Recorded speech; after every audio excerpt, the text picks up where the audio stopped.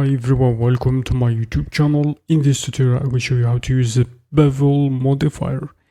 This modifier is reasonably simple to understand. It is therefore suitably for demonstrating application. Select your object, go over this range, click on it, then let's add Bevel Modifier. Just like this. And you can see that when the Bevel Modifier is added, the select object displays with its edges beveled in object mode, and also we can switch to edit mode, vertices, and can change between vertices and edges. We have also the offset, the width, you can change it to depth, play around with the amount like this, as shown in our tutorial. Also, you can change number of segments over there,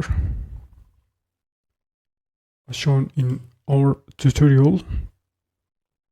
Have also the limit angle, you can change it to weight or to angle or none. Also, we have vertex group. If you have any vertex group can be affected by that effect, you can add it over here. We have also the profile.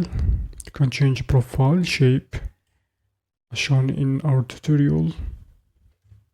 Let's tap back to object mode. Here we go. Also, we have the geometry. You can change it to patch or arc as shown here. Then we have grid fill or cut off, and you can see that all those corners over there, or you can fill like this, clamp overlap.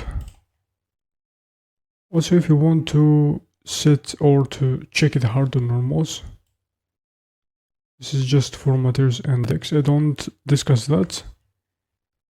And that's it for this bevel. You can apply from here, tap into the mode, and you can see the results. And that's it for this tutorial. I hope you learned something. Thanks for watching.